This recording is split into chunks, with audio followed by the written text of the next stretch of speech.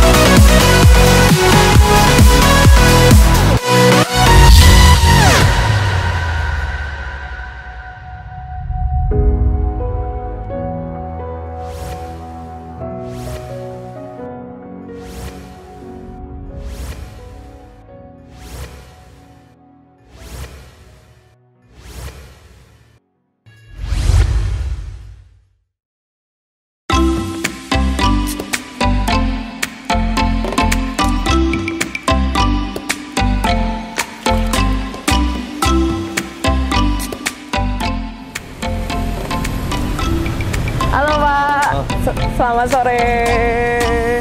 Selamat sore, Mbak. Selamat sore, Pak. Ya, apa kabarnya? Baik, mari. Oh ya, oke.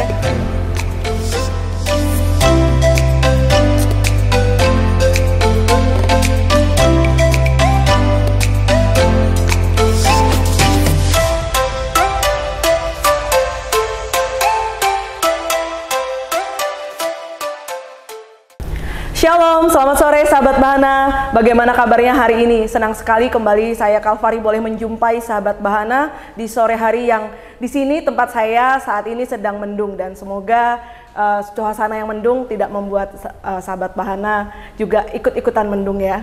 Ya, saya ada di sebuah ruang kelas, SD gitu ya.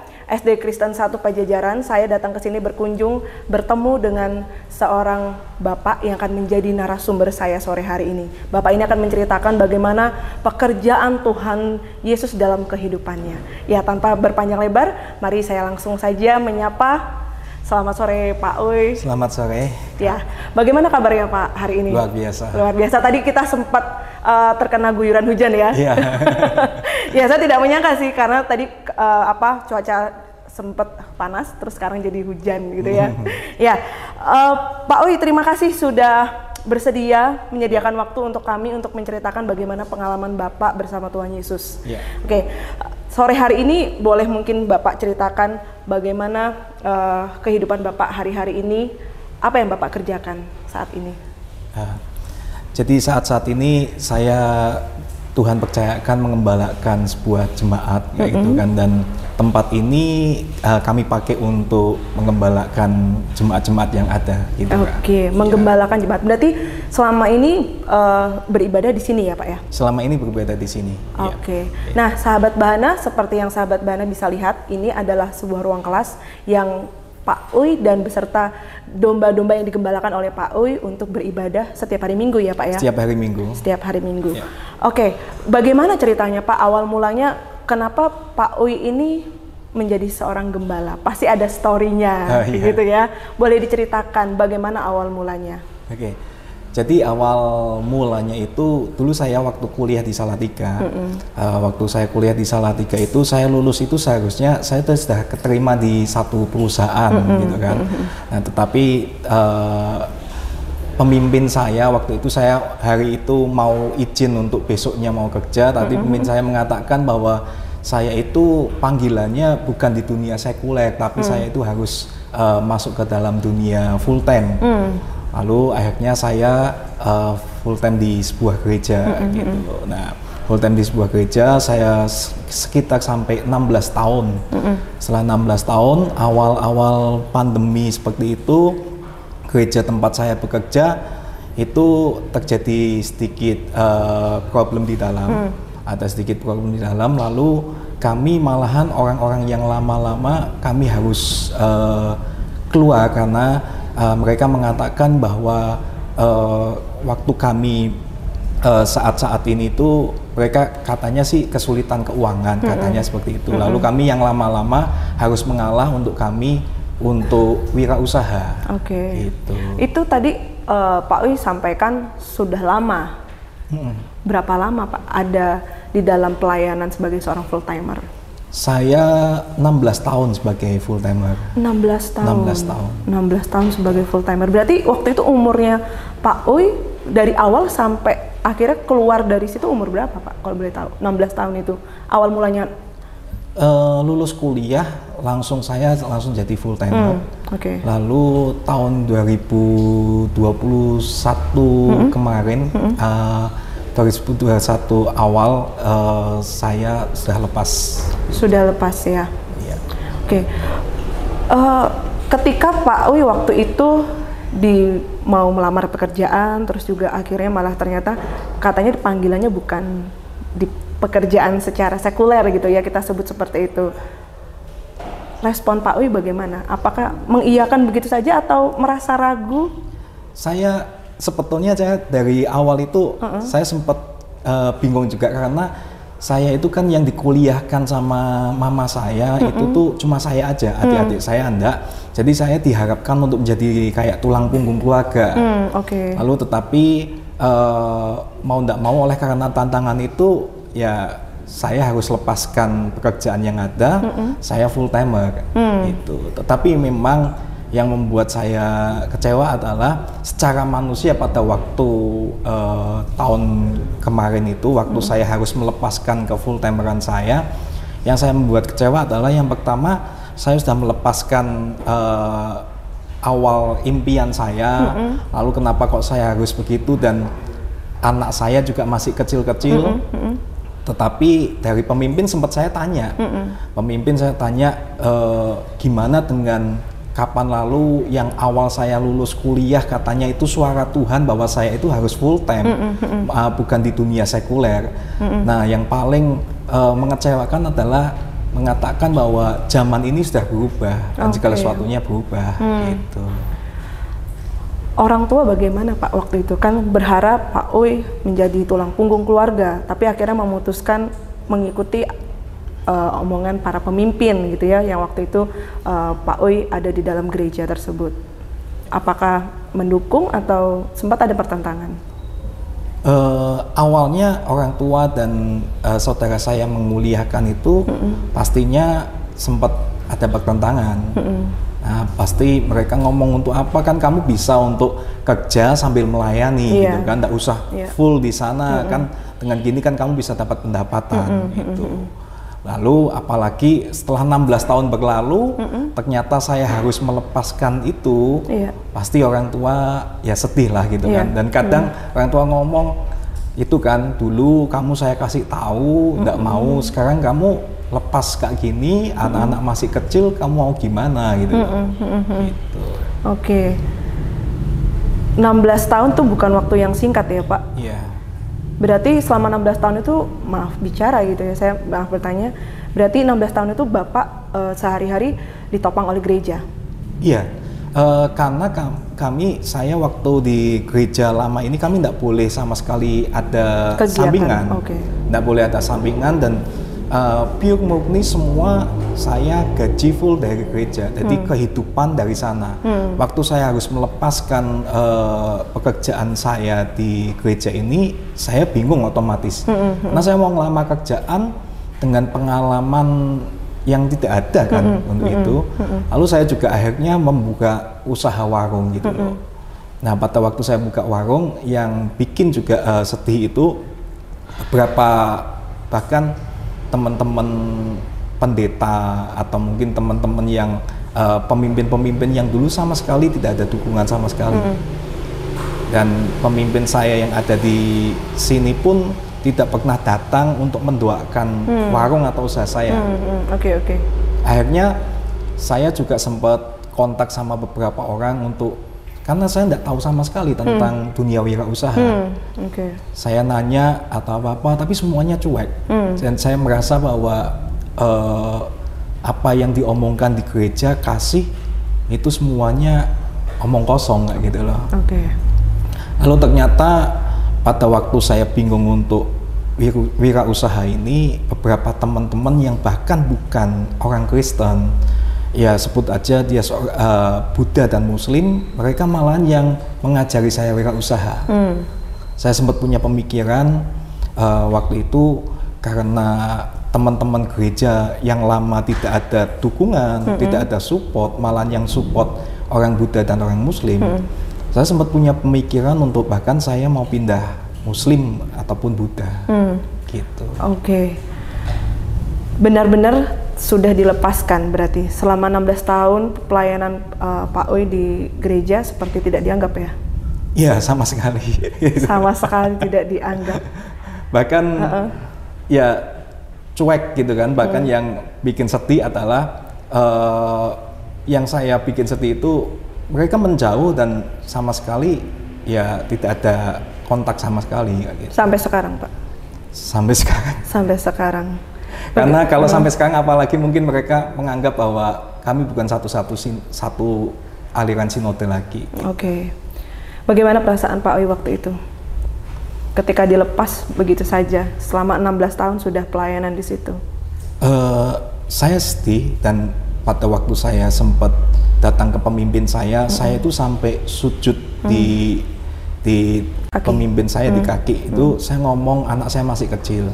Kalau saya melakukan dosa dalam artian saya mungkin berzina atau mungkin saya korupsi di gereja atau apa, saya di off pun tidak masalah gitu kan. Bahkan saya minta untuk saya tetap kerja tapi sebagai part-timer digaji setengah, tapi katanya tidak bisa gitu. Alasannya?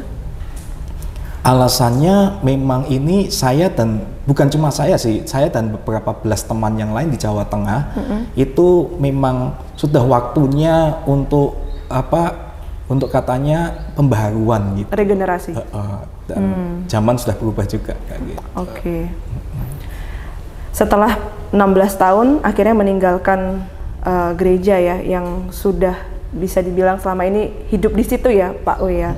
Apa langkah pertama yang waktu itu dilakukan? Kan sudah tidak bisa dikatakan tidak ada pekerjaan lagi akhirnya. Saya buka warung tetapi tidak ada dukungan sama sekali, malah yang mendukung orang lain. Dan setelah itu saya sebetulnya mau cari pekerjaan di perusahaan atau di mana. Tapi memang dalam waktu saya mau mencari-cari kerja itu, ternyata ada satu kejadian, seorang jemaat itu orang tuanya meninggal. Dan orang tuanya meninggal ini ternyata gereja lama saya pas waktu itu memang hari Senin. Hari Senin adalah hari libur gereja lama saya, dan mereka tidak bisa melayani. Ya juga ini mungkin dari kalangan bawah atau gimana, lalu saya layani, dan kejadian ini sampai 2 kali. 2 kali kejadian jemaat meninggal, karena kita tahu waktu masa-masa pandemi tidak mungkin bisa orang yang meninggal walaupun mungkin itu Chinese atau orang tidak bisa mungkin sampai beberapa hari ya, tetap segera mungkin itu ya harus dikuburkan gitu. Setelah itu saya melayani, ternyata beberapa jemaat pada datang ke tempat saya. Waktu itu datang ke rumah minta digembalakan. Saya bingung, saya siak sama beberapa pendeta-pendeta lain, tapi ternyata beberapa pendeta lain, coba kamu lihat dalam 3 bulan gimana. Ternyata setelah 3 bulan, bahkan beberapa jemaat-jemaat kami yang dulu sempat pindah Muslim dan Buddha, itu malahan mereka bergabung dan minta digembalakan dan mereka balik lagi ke Kristen. Oh, wow. Ini pernah tanya nggak Pak, kenapa dari sekian banyak full timer, kenapa Pak Uy yang dipilih mereka nih untuk minta digembalakan? Menarik nih. Kalau full time yang lain mungkin dia bukan ke arah pengembalaan ya. Kalau saya memang dari awal saya masuk, saya memang ke arah pengembalaan, dan saya juga di Jawa Tengah ini ya dulu juga bagian perintisan gereja. Oke. Gitu. Akhirnya Pak Uy menyetujui permintaan mereka. Saya sempat gini, di satu sisi waktu mereka datang minta digembalakan, sebetulnya saya masih bergumul untuk saya memilih antara Muslim dan Buddha. Oke, jadi secara iman sebenarnya masih galau ya Pak ya? Saya masih galau karena saya melihat kekristenan omong kosong karena saya 16 tahun di sebuah gereja besar yang terkenal, tetapi semuanya kayak ada politik gitu kan, dan saya sempat punya pemikiran kasihnya itu kok lebih banyak kasih di salah satunya saya mungkin lebih condong kemarin ke arah Buddha. Saya sempat punya pemikiran, bahkan kan di sini kan di Magelang ini kan deket di Borobudur ya. Saya sudah punya pemikiran untuk ketemu sama seorang Bante atau biksu gitu kan. Ternyata kok beberapa jemaat datang ke situ dan setelah itu saya dikontak oleh, nggak tahu kenapa saya dikontak oleh beberapa pendeta juga. Salah satunya adalah Pastor Peter Seniawan dari JKI BPCC, lalu Pastor Daniel Alexander, lalu beberapa pendeta-pendeta. Pas waktunya itu bisa pas semua. Lalu saya seakan-akan mereka ngomong bahwa walaupun mungkin sinode sudah secara agak kasarnya mungkin pecat kamu atau off-kan kamu, tapi Tuhan tidak akan pernah pecat dan off-kan kamu. Buktinya Tuhan kirim jemaat-jemaat untuk minta digembalakan. Itu. Setelah itu saya dalam hati saya cuma bisa nangis. Ternyata Tuhan memang mungkin tidak mau meninggalkan saya. Saya mungkin mau meninggalkan dia, tapi Tuhan tetap pegang kaki saya untuk melayani dia. Oke. Terus akhirnya bagaimana Pak? Bergumul mendoakan itukah atau tetap masih di dalam posisi belum apa ya galau lah gitu? Saya bergumul seperti ini, saya ngomong sama Tuhan, kalau memang saya harus mengembalakan jemaat-jemaat Tuhan lagi, yang pertama saya minta tandanya saya kasih tempat Tuhan, ya kan?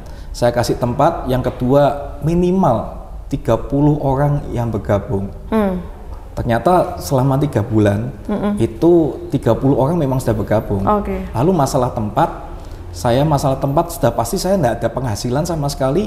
Gimana saya untuk bisa menyewa tempat kan? Lalu akhirnya saya muter-muter ke beberapa tempat sekolah dan lain-lain. Tapi beberapa aula memang bayarnya mahal. Lalu saya di tempat ini. Lalu saya sebetulnya tidak kenal sama kepala sekolah di tempat ini sama sekali. Bahkan mungkin guru di sini juga ada yang kenal? Ada yang kenal, tapi tidak terlalu dekat. Tapi kepala sekolahnya saya tidak kenal juga gitu kan. Setelah itu saya ke tempat ini, ternyata kepala sekolahnya ngomong pakai tempat ini dan silahkan untuk masalah biayanya terserah. Dan akhirnya kami pakai tempat ini. Sudah berapa lama Pak menggembalakan? Di tempat ini kami masuk ke bulan ke-10 ini. Bulan ke-10 ya? Bulan ke-10. Bulan ke-10.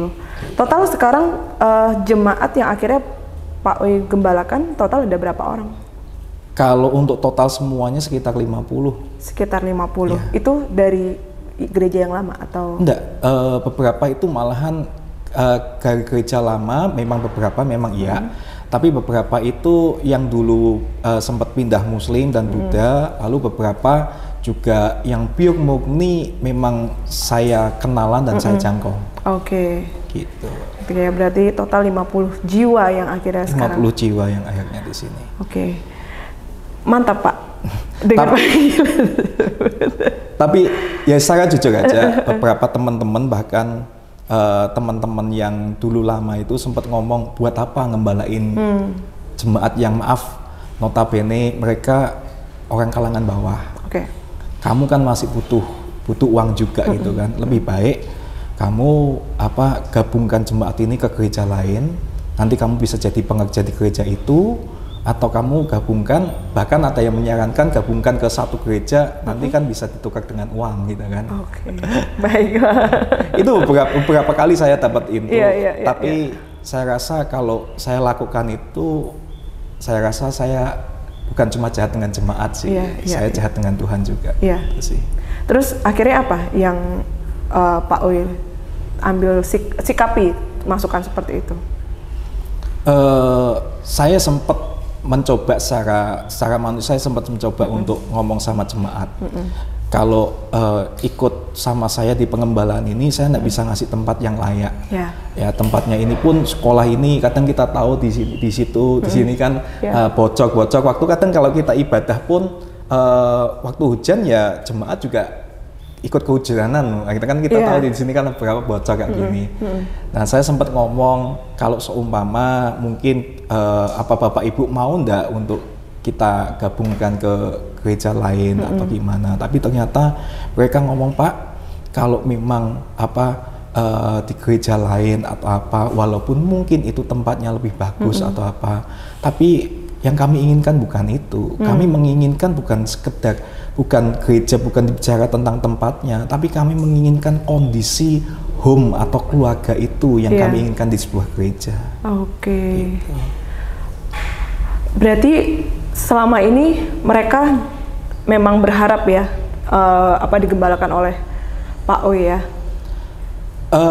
Kebetulan karena beberapa kali saya karena mungkin saya melayani yang di beberapa jemaat yang terlantar ini, lalu mungkin mereka dengar, lalu beberapa yang mereka sudah ada yang 10 tahun tidak ke gereja sama sekali. 10 tahun tidak ke gereja sama sekali, lalu dengar kami ada pengembalaan di sini, mereka gabung di tempat ini. Total sekarang sekitar 50 itu range umurnya umur berapa, Pak?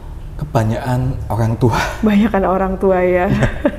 Apa yang akhirnya 10 bulan ya, total 10 bulan suka duka yang Pak Uy hadapi, dan apakah Pak Uy semakin kesini makin yakin memang ini benar jalan yang Tuhan taruh buat Pak Uy?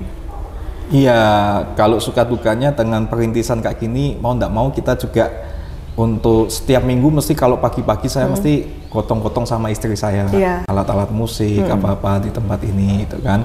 Lalu yang bikin saya suka itu karena ternyata mereka ngomong bahwa kami tidak peduli tempatnya, tapi yang kami pedulikan gimana Bapak bisa jadi Bapak rohani buat kami. Itu yang menyentuh hati saya. Gitu. Nah ini tadi Pak Uy sempat sebut bersama istri tiap pagi gotong alat musik gitu ya untuk persiapan ibadah. Respon istri bagaimana, Pak? Sampai sejauh ini akhirnya Pak Uy tetap melakukan panggilan menggembalakan gitu kan, sampai sekarang mereka ikut ini nggak mendukung pelayanan? Ya, saat ini sih kemarin kan memang saya sebelumnya fokus di sini kan sempat jualan sama istri, tapi malahan istri sempat ngomong kalau memang kayaknya kita mungkin memang diarahkan untuk mengembalakan, ya udah, kan usaha juga masa-masa kayak gini, masa-masa pandemi kayak gini kan sulit ya, apalagi saya itu usaha buka warung itu di gang-gang kecil kayak gitu. Lalu istri ngomong, apa kita fokus aja, karena beberapa jemaat juga meminta kami gimana kalau seumpama fokus benar-benar untuk lepaskan semua itu. Ya saat ini mungkin dari istri malahan mendukung untuk saya untuk fokus untuk pengembalaan. Untuk penggembalaan ya. Luar biasa. Lalu apa ini Pak? Selama penggembalaan apa yang akan dilakukan ke depannya? Untuk ke depannya, secara hati saya sebagai seorang gembala, saya itu sebetulnya punya keinginan untuk supaya domba-domba saya itu punya tempat yang layak lah, namanya kandang yang layak. Ya memang gereja bukan bicara tentang bangunan, gereja bukan bicara tentang sebuah tempat, Tetapi mau tidak mau sebagai bapak atau sebagai gembala pasti pingin untuk mereka punya tempat yang layak. Apalagi terkadang mungkin yang jadi sebuah tantangan pada kami mungkin bukan dari pihak-pihak luar ya, terkadang mungkin bahkan dari beberapa pihak-pihak orang-orang sesama Kristen sendiri kadang yang tidak suka dengan pertumbuhan gereja yang ada kayak gitu. Oke, betul sekali. Semakin kesini tantangannya justru pasti semakin besar kan Pak?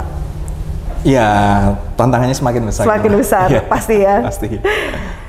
Adakah orang-orang yang sampai hari ini justru menjadi support system buat Pak Uy terus melangkah di dalam ya rencana Tuhan, ya kita sebut sampai segitu dulu ya, rencana Tuhan sampai menggembalakan support system bagi Pak Uy sendiri? Dulu 16 tahun, terus dibuang istilahnya dalam tanda petik, terus akhirnya membangun usaha tapi ternyata malah tidak juga didukung dari orang-orang yang dulu pernah melayani bersama, sampai akhirnya menggembalakan domba-domba yang Tuhan percayakan. Ada orang-orang yang sampai sekarang masih setia mendukung, menyemangati Pak Uy. Yang pasti kan istri saya, ya kan. Ya, lalu jemaat-jemaat yang ada, lalu beberapa bahkan yang saya agak bingung itu malahan yang mendukung saya adalah beberapa pendeta-pendeta yang dulu saya tidak kenal. Oke. Beberapa pendeta yang dulu saya tidak kenal sempat banyak mungkin kontak saya atau apa, mereka memang dari beberapa orang luar kota atau apa, mereka kadang support saya untuk tetap semangat di dalam melayani ini gitu. Oke. Sudah pernah salah satunya boleh disebutkan?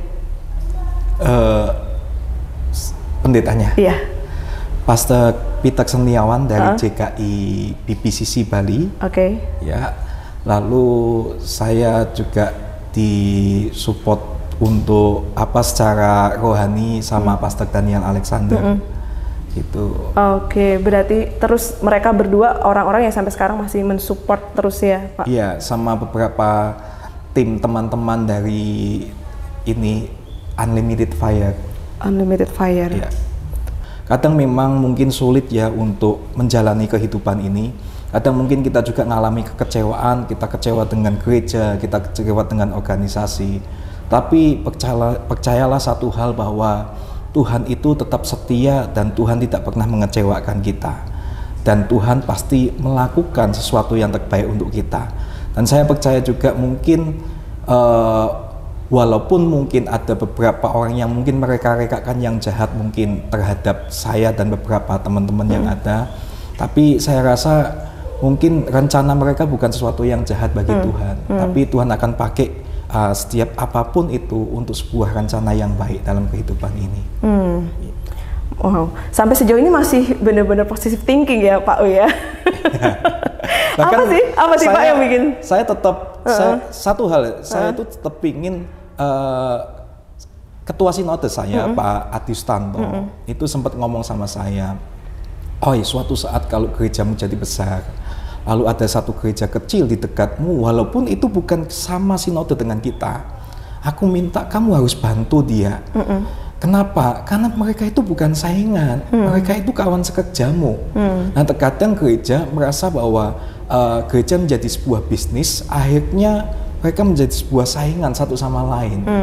Dan saya rasa makanya saya juga ingin untuk setiap saya dan jemaat juga saya katakan, yuk kita itu semuanya itu satu saudara, walaupun mungkin ada beberapa yang tidak menganggap itu, tapi kita mau anggap semuanya saudara walaupun itu beda sinode.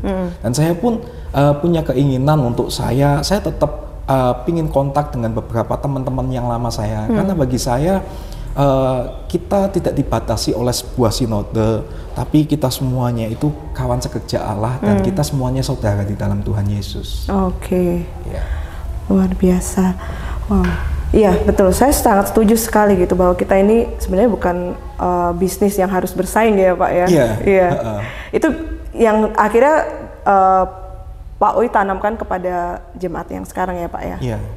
Oke. Nah ini yang sekarang bagaimana Pak ketika mereka sudah mulai digembalakan? Adakah hal-hal yang menjadi kendala di dalam pelayanan Pak Oi yang sekarang? Otomatis kan umurnya juga lebih tua ya dari Pak Oi berarti yang digembalakan. Iya. Nah, pasti ada tantangan tersendiri. Kalau untuk saat ini sih, untuk orang-orang yang tua ini, puji Tuhan malahan saya lebih gampang ya. Dan saya ini, yang saya bikin sedih ini malahan saya ingin mengumpulkan beberapa anak-anak mudanya. Jadi kemarin ada salah satu info dari seorang pendeta bahwa anak-anak muda yang dulu pernah saya gembalakan, itu beberapa mereka menyatakan diri agnostik. Memang saya pernah menemui juga mereka menyatakan diri agnostik. Saya tahu Tuhan itu ada katanya, tapi buat apa agama-agamaan gitu. Lalu beberapa juga kemarin malahan sempat ada info kalau mereka lagi mau cari channel gereja setan di Jogja. Kan di Jogja kan katanya ada gereja setan gitu loh. Nah, itu yang saya saat ini yang saya kumpulkan, saya mungkin ingin supaya anak-anak muda untuk saya gembalakan juga. Juga saya rasa saya butuh mereka untuk membantu saya di dalam pengembalaan ini sih. Gitu. Oke. Apa yang akhirnya sampai hari ini tuh menjadi pegangan bagi Pak Oi untuk terus tetap melaju sekalipun tantangan untuk menggembalakan itu banyak. Bahkan bisa sampai positive thinking tuh tadi. Tetap aja positive thinking gitu. Apa sih Pak yang menjadi rahasia? Ya, saya rasa tetap semuanya itu kasih karunia Tuhan sih. Sebetulnya saya tidak bisa, secara manusia saya tidak bisa. Secara manusia saya sangat kecewa. Bahkan mungkin kan sebetulnya kalau secara manusia, buktinya saya hampir meninggalkan iman saya. Gampangnya kalau orang ngomong kan saya hampir murtad kan ini lama itu kan. Tapi secara manusia tidak bisa. Yang buat saya tetap ada di dalam Tuhan itu cuma kasih karunia Tuhan lah. Cuma kasih karunia. Ya, cuma kasih karunia Tuhan yang membuat saya di dalam Tuhan. Karena yang paling saya sedihkan adalah bukannya saya pada waktu saya harus keluar dari kerjaan saya yang dulu sebagai full time.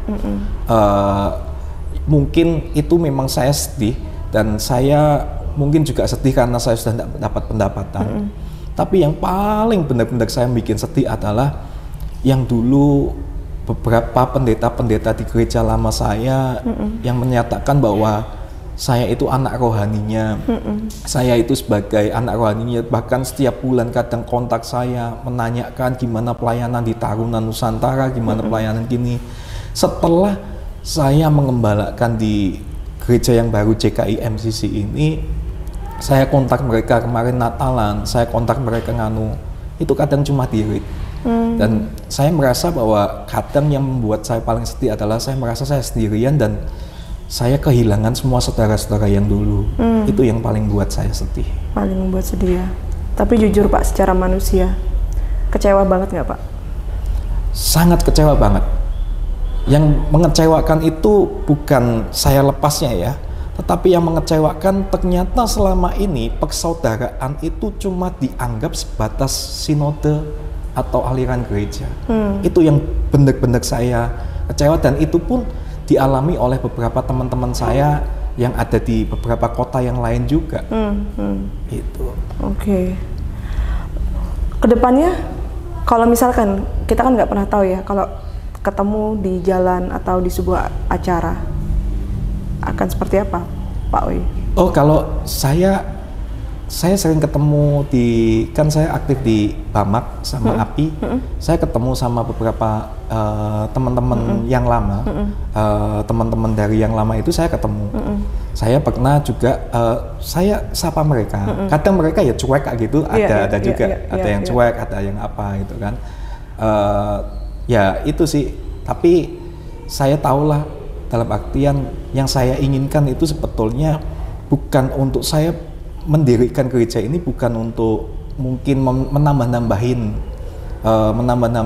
jumlah gereja atau mungkin menyaingi, tapi saya tidak ada punya motivasi untuk menyaingi, tapi saya beneran untuk mengembalakan mereka yang tidak tergembalakan. Gitu. Tapi saya tetap pingin kedepannya itu saya malah bisa satu sama lain untuk kita sama-sama di ladang Tuhan sama-sama. Iya. Malah kalau bisa bersinergi ya Pak dengan mereka. Iya betul. Ya. Oke. Wah. Kedepannya setelah aduh sebentar saya speechless malahan. Oke.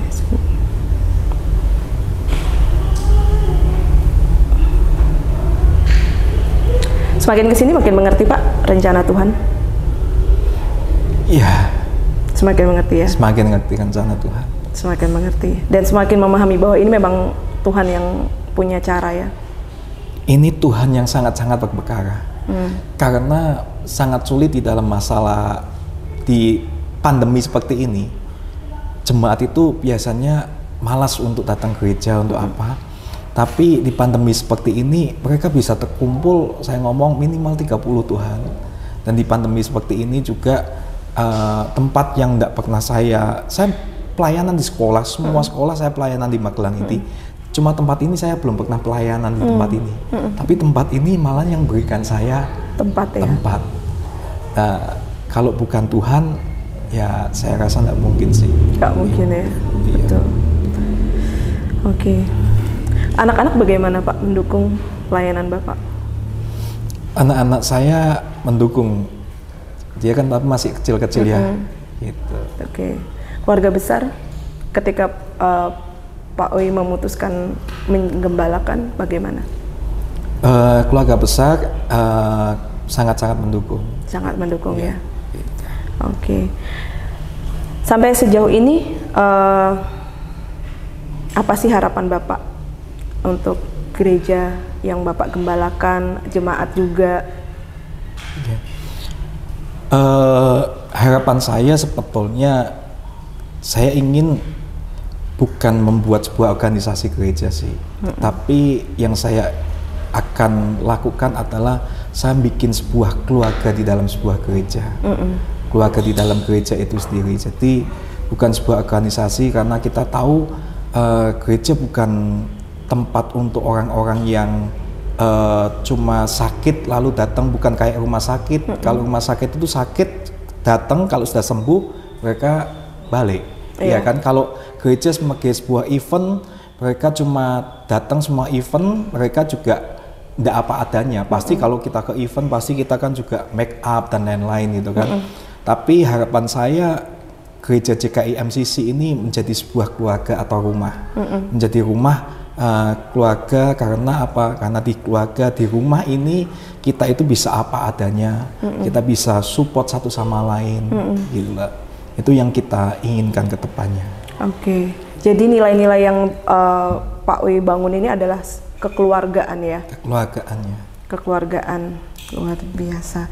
Ya, nggak banyak sih ya, mungkin hari-hari ini kalau kita menjumpai gereja-gereja itu menawarkan yang namanya suasana rumah ya Pak? Ya. Kekeluargaan gitu ya. Makanya kalau memang Tuhan izinkan suatu saat, Tuhan kalau saat ini kan saya di tempat ini di sekolah, sempat mungkin beberapa orang bingung kenapa kok gerejanya ada di sekolah. Lalu seakan-akan Tuhan itu bicara kayak gini, kenapa di sekolah? Karena jemaatmu awal ini harus menjadi yang namanya murid. Iya kan, sekolah, murid gitu kan, diajak dulu gitu kan. Nah suatu saat kalau memang Tuhan percayakan kita satu tempat, saya inginkan, memang saya bukan menginginkan sebuah gedung yang gimana, saya menginginkan malahan kayak rumah kuno atau rumah tua kayak gitu, tapi di rumah itu benar-benar bentuknya itu persis rumah, dan saya pingin untuk JKI MCC ini menjadi rumah dari keluarga-keluarga yang ada. Oke. Ibadahnya setiap hari apa? Minggu jam berapa Pak? Minggu jam 8. Jam 8 pagi ya di sini. Di sini. Oke, waktu itu Pak Oi sempat mengirimkan sebuah video ya, ibadahnya. Saya sungguh tidak menyangka sih, maksudnya di zaman yang seperti ini gitu ya, di tengah kota yang bukan lagi keterbelakangan modernisasinya gitu, tapi masih ada yang beribadah beratapkan langit, beralaskan. Saya sangat terharu begitu. Nah, kalau sahabat Bahana mau melihat bagaimana ibadahnya dari JKIM MCC. Ya, bisa lihat tayangan video ini ya. Kita lihat sejenak.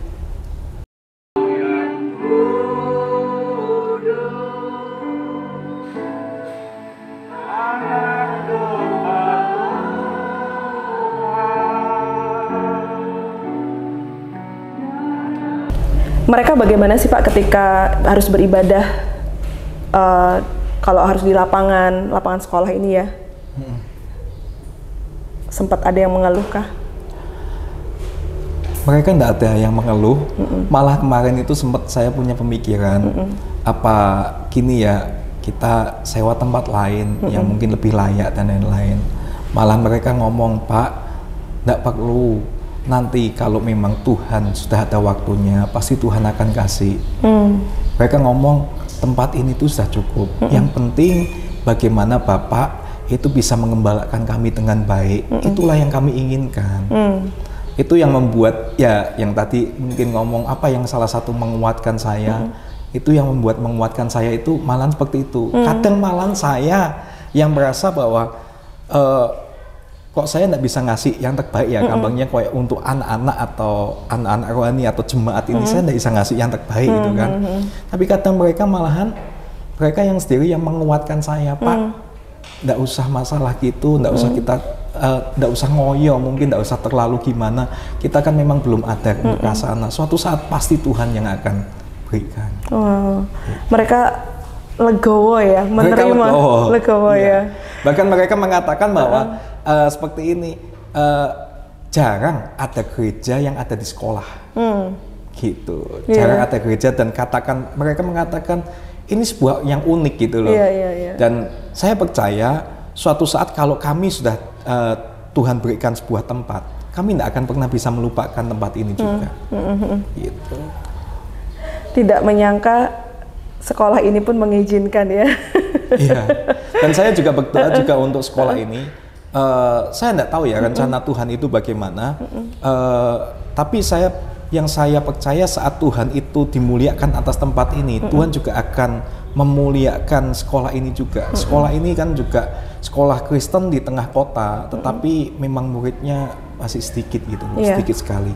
Dan saya sih setiap kami beribadah di sini, doa kami adalah Tuhan juga bisa berikan murid-murid atas tempat ini juga. Menggelar ibadah di sekolah gitu ya, apalagi ini kan bukan atas nama pribadi, sekolah ini bukan atas nama pribadi Pak Owi gitu ya, yayasan gitu. Pasti ada orang yang nggak suka. Pernah dialami Pak? Ditunjukkan secara langsung ke Pak Owi atau ke jemaat Pak Owi? Kalau saat ini sih hampir semua guru-guru di sini, hampir semua kepala sekolah semuanya tidak masalah. Cuma yang kita masih bingung, yang masih kita doakan ini masih proses pergantian kepala sekolah. Gitu. Lalu yang kemarin yang kita jadi agak sedikit bingung, kemarin ada salah satu pendeta Bamak mengatakan bahwa kemungkinan kalau tempatnya Pak Oi semakin besar dan bertambah, mau tidak mau yang akan mempersulit ini dari Bamak sendiri mengatakan infonya adalah yang biasa mempersulit itu kadang malahan orang-orang Kristen sendiri. Ya, orang-orang Kristen, gereja-gereja sendiri yang mesti biasanya nanyain itu tempatnya Pak itu sudah punya izin belum, gimana. Nah, kalian sempat ngomong, Pak nanti coba gimana Bapak bisa mungkin ngurus izin SKTTL-nya, surat keterangan tanda lapor atau apa. Nah, tapi tidak tahu itu kan biasanya itu tidak bisa di tempat yayasan, gitu kan.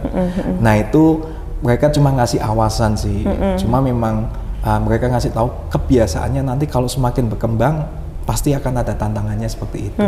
Tapi untuk saat ini semua guru, bahkan semua guru yang ada itu support kami gitu. Tapi ya kita juga berdoa nanti kepala sekolah yang akan baru, bentar lagi ini masih pergantian, mereka bisa untuk terima kami gitu. Tapi kalau dari lingkungan sekitar sekolah sini nggak ada masalah ya Pak? Lingkungan sekolah sini tidak ada masalah. Nggak ada masalah. Nggak ada masalah sama sekali. Gitu. Kalau misal nih ada sahabat Bahana yang tergerak untuk membantu Pak Oi, bersedia nggak Pak? Entah menyediakan, meminjamkan tempat atau apa gitu, membantu untuk penggembalaan gerejanya Pak Oi. Ya, saya pastinya sangat bersyukur sekali ya. Ya makanya setidaknya yang saya inginkan itu saat ini, saya menyadari kayak gini. Saya tahu saya punya kepentingan dan kebutuhan dan lain-lain. Tetapi di atas kepentingan pribadi saya dan kebutuhan saya itu saat ini lebih mengutamakan, saat ini agak memikirkan lebih ke arah jemaatnya sih gitu kan. Makanya kenapa kok saya gitu? Karena mereka sudah sayang sama saya. Makanya mereka yang tidak mengeluh tentang tempat ini, tapi sayangnya sebetulnya yang sedih, karena saya merasa saya tidak bisa menghasilkan sesuatu gitu kan. Nah makanya kalau memang mungkin ada itu, ya saya sangat senang sekali, karena saya percaya juga saat mereka mungkin melakukan segala sesuatu, memberikan tumpangan atau apa pada saudara-saudara yang di JKMCC, mereka juga lakukan untuk Tuhan juga. Iya. Sampai sejauh ini keluarga yang baru di JKI sangat mendukung ya Pak? Iya. Sangat mensupport. Sangat mensupport sekali. Sangat mensupport, luar biasa. Itu yang membuat saya kuat, dalam artian memang saya tidak mempunyai mungkin fasilitas-fasilitas yang kayak dulu. Kayak dulu kan saya selainnya dapat gaji kan ada fasilitas-fasilitas yang lain gitu kan. Tetapi bagi saya fasilitas yang paling yang Tuhan berikan saat ini adalah kekeluargaan dan kasih sayang dari mereka. Wow. Mereka oma-oma, opa-opa gitu kan.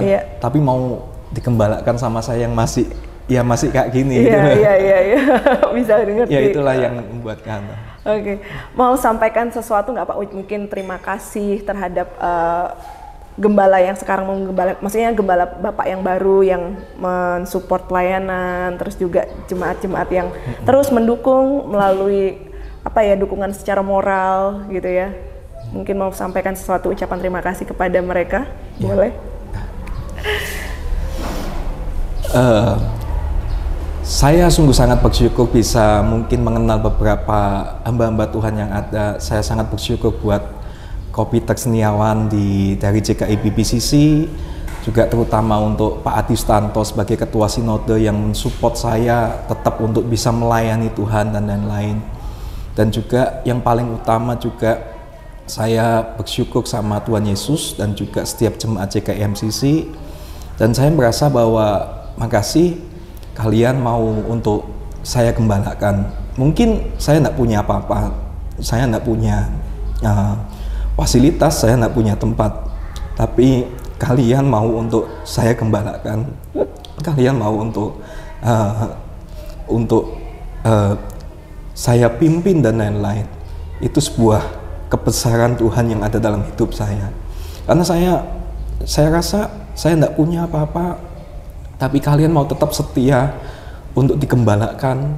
Terima kasih untuk saya bisa melayani Bapak Ibu semua. Makasih untuk saya bisa menjadi pelayan atau gembala untuk Bapak Ibu semua.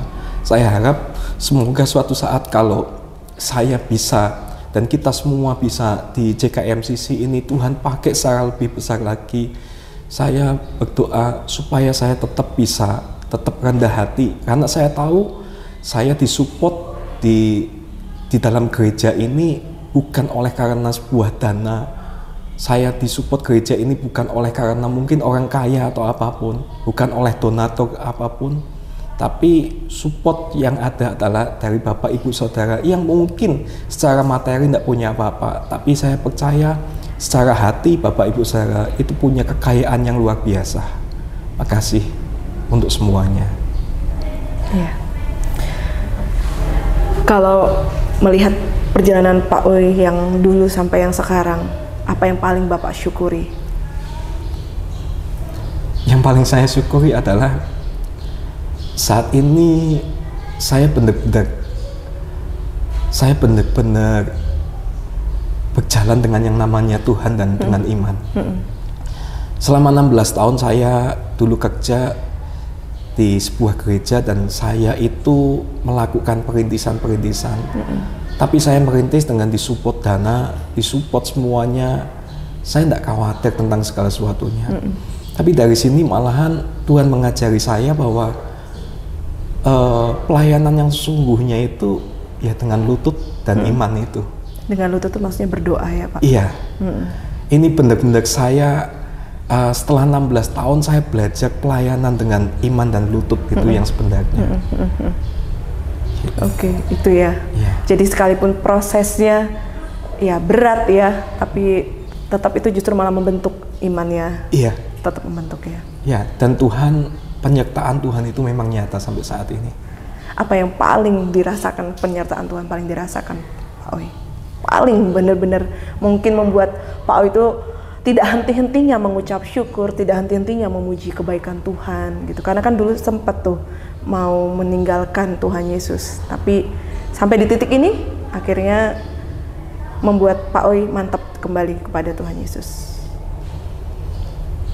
Saya sempat secara manusia itu takut karena dulu saya dapat gaji, setelah itu saya tidak dapat gaji, dan sempat secara manusia itu bingung makannya apa, gini-gini. Apalagi punya keluarga ya Pak? Apalagi punya keluarga, anak-anak masih kecil. Tapi yang saya bingung kok sampai saat ini Tuhan tetap beri saya makan gitu loh. Tuhan tetap beri saya makan dan saya tetap bisa makan, dan saya rasa mungkin beberapa orang ngomong kalau ikut Tuhan nanti kamu makan kerikil gitu kan. Tapi ternyata Tuhan tetap masih sertai saya sampai saat ini. Sampai sekarang. Itu yang membuat saya tahu penyertaan Tuhan dalam hidup. Berarti janji firman Tuhan tidak pernah bohong ya Pak? Iya betul. Oke, luar biasa. Wow, ya. Berarti bisa dikatakan sampai detik ini tidak pernah sedikit pun merasa kelaparan. Amin. Yang dulu yang dicemaskan, tapi ternyata tidak terjadi ya. Ternyata tidak terjadi. Karena Tuhan Yesus baik. Iya. Oke. Terima kasih sekali Pak. Saya sangat diberkati oleh ceritanya. Ya. Sebagai penutup, mungkin mau menyampaikan sebuah closing statement bagi sahabat Bahana. Sebuah pesan closing statement untuk sahabat Bahana. Ya.